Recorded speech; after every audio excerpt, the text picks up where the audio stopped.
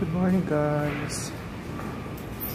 So palabas tayo ngayon kasi mamimili tayo ng kailangan natin. Dito pa rin tayo sa Deca Home, which is dito yung maraming building. Ayan, yung kasama ko tulog pa.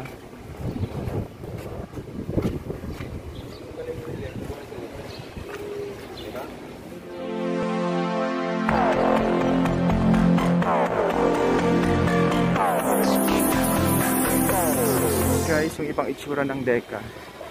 Bali pang ilang araw na namin dito? Pang 8 days na ata. Pang 8 days na ata namin dito guys sa Deca.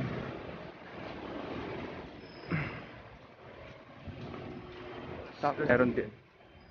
Ayun, bali dalawang block to. Puro Deca Home din doon sa kabila. Parang style Hong Kong. Yung mga building ganito. Ayan o. Kaya ako naghahanap kayo ng lugar na pwedeng magpa-picture. Parang nasa Hong Kong. Parang ganito lang siya. Mamaya titignan ko kung makakapag-vlog tayo sa loob ng mall. Ayan pa guys, yung itsura niya. Buti hindi masyadong mainit. So palabas tayo. Ayan, dyan tayo guys papunta sa mall. Ay, dyan tayo papunta guys, dyan tayo papunta sa SM Hypermart. Ayan, dito tayo bibili ng kailangan natin. Dito kami guys namamalengke. Wala masyadong tao kasi maaga pa. Pero dito tayo mamamalengke.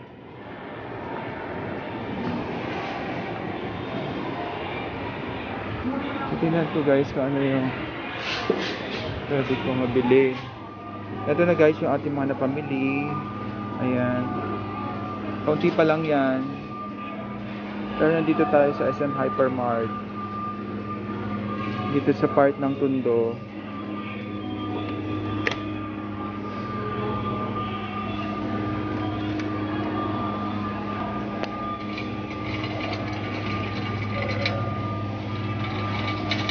Guys, tayo yung nakatoka. Wala dito tayo lang. Yung kasama ko guys tulog pa. Ayan. Ako nandito na. Namamalengke na tayo. Anyway guys, ito lang yung ating experience dito sa SM Hypermart.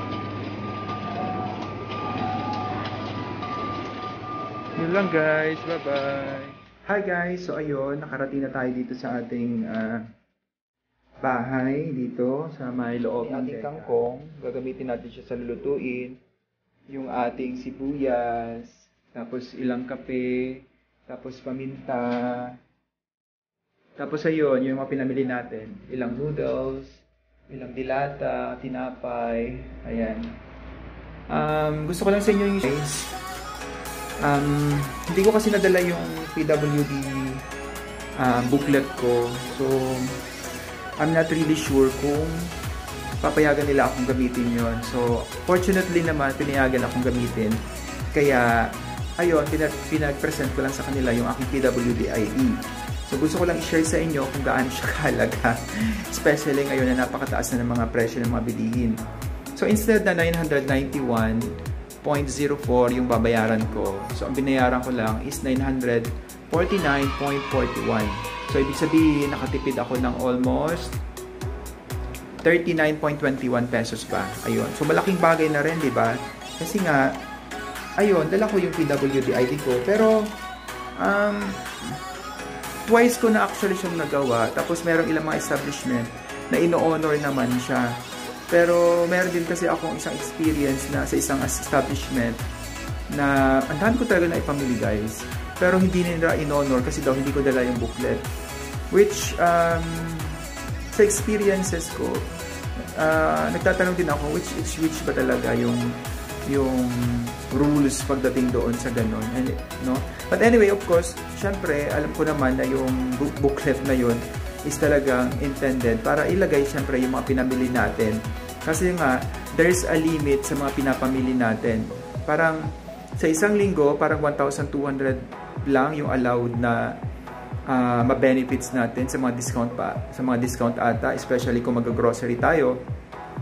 Pero kung gagamitin naman natin yung PWD ID natin sa mga, halimbawa kakain sa mga resto, sa mga fast food chain, so wala namang limit doon, di ba? Parang doon lang ata sa pag-grocery, yun, may limitation. Kaya sinusulat nila doon sa ating PWD booklet yung mga pinapamili natin. So, ayun lang guys, yun lang yung gusto kong i-share sa inyo. So, natutuwa lang ako kasi somehow kahit paano napapakinabangan ko yung PWD ID ko. Ayun, pakonsuelo na lang siguro yun, diba? Kasi yun nga, mayroon tayong kapansanan. Pero somehow, nakakatulong din naman sa atin. Ano pa ba? Yun lang, yun lang gusto kong share sa inyo ngayong umaga. Sinusubukan ko rin talaga na i-differentiate yung buhay dito sa loob ng Deka Home. Compare mo doon talaga doon sa nasa community ka lang. So, malaking yung pagkakaiba talaga guys. Kasi una dito sa Deka, bigay ko na lang din sa inyo yung ilang experience ko dito, tapos ilang kong mga napapansin, no, dito sa Deka Home. Dito kasi sa Deka Home guys, para siyang isang organized community na para kang nasa isang hotel na by room kayo per room, no? So, bawat kwarto meron siyang specific na sukat at meron din mga rules. Halimbawa, hindi dito allowed yung mag-alaga ka ng mga hayop. Pero, syempre mga Pinoy tayo. So, meron ako mga nariringgan dito sa mga katabing room na meron sila mga alagang hayop. So, I'm not sure kung paano nila ina-address yun.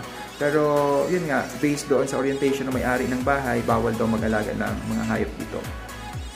Second, may time ng pagtatapon ng basura, bawal maglagay ng basura sa harap ng pintuan. There is a designated area para doon nyo lalagay ang inyong mga basura. Tapos bawal din manigarilyo sa loob ng Deka Home na to kasi nga meron siyang mga smoke detector tapos fire detector. Ayan. So talagang bawal na bawal considering na maliit lang yung ating area. Tapos, yung latest, by July 1, i-implement na nila yung tinatawag nilang RFID, something ganon. So, kung wala kang RFID, hindi ka makakagamit ng elevator. So parang additional piece yun para sa mga resident dito sa Deka Home. Anyway, na-share ko lang sa inyo. Yun lang guys, yung gusto kong i-share sa inyo, yung buhay dito sa Deka. Andito kami ng ilang araw.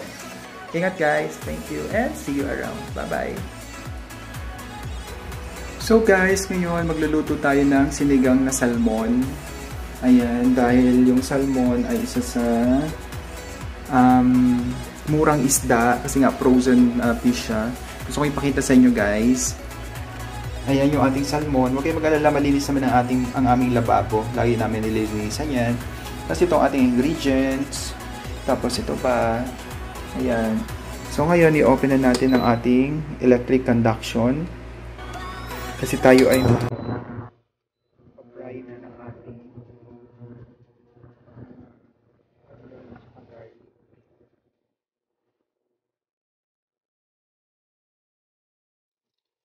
so medyo bawasan natin ang ating init kasi sobrang init naman. Parang sasabog na ang ating.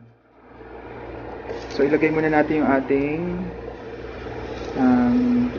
matatawag dito, yung ating luya. Ang hirap naman mag-vlog. But anyway, ayan.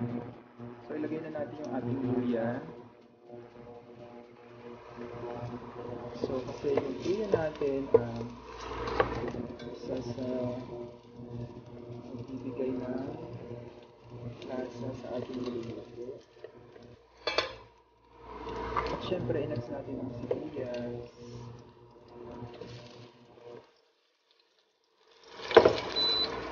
Ang ating sibuyas.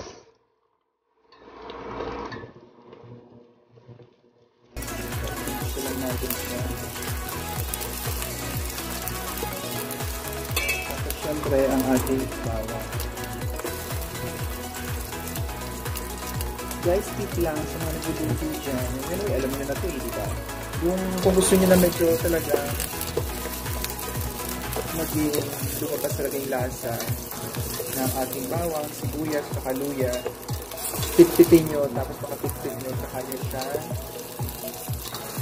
igisa para talaga lumabas talaga yung lasa niya, guys. Ayan. Tapos, sinilage natin yun. Ating kamatis dito. Ayan guys, ilagay na natin yung kamatis. Binuksan ko yung ating exhaust fan. Kasi gagawin isip. Ayan. So, nilagay ko na yung kamatis guys. Isa-isa lang yan. Tapos ito lalagyan na natin siya ng water. Pero mas maganda rin guys na yung tubig na ilalagay natin ay pinakuluan na natin para mabilis lang siyang maluto. Depende na lang sa sabaw na ilalagay nyo. Kung titingin nyo ay gusto nyo ng sabaw talaga marami, ilagay nyo ng maraming sabaw. It's up to you na guys. Sintay lang natin siyang kumulo. Tapos ito, papalitan na natin siya sa boil. Ayan, naka-auto naman siya guys. So, ayan guys, kumukulo na ang ating inisang mga sibuyas bawang. So, ayan, nilinisan ko na rin ang ating salmon. So, madali lang naman siya guys. So, palinis natin, ilalagay na natin siya. Dalawa lang naman kami, so tigdalawa lang kami dito. Actually, isang ulo lang to. Hinati ko lang siya sa dalawa. Yan, tapos yung isa guys, tawag ba ito? Un-unin. So, ganyan lang siya guys. So. Tapos syempre, titimplahan na natin siya. So, ayan guys, nalagay na natin ang ating mga yung isda, nalagay ko na kanina, nakita nyo. Tapos yung kangkong nilagay ko na rin. Inula ko lang yung paklang kasi syempre medyo mas matigas siya. So, okay na to guys, ready to go na to. Nalagay ko na rin yung ating sinigang sa sampalok mix gabi. Ayan. Ito yung paborito ko sa North. Isa sa paborito ko sa North. Yung kanilang sinigang mix na may gabi. So, tikman na natin. Tama lang yung asin. So, mamaya na natin siya. Makikita ko lang resulta kapag tinikman na aking mga kasama. So, yun lang guys yung ating vlog for today sa ating kusina ni Iwos. It's been a long time hindi tayo nakapag-vlog sa ating pagluluto. See you guys, bye-bye!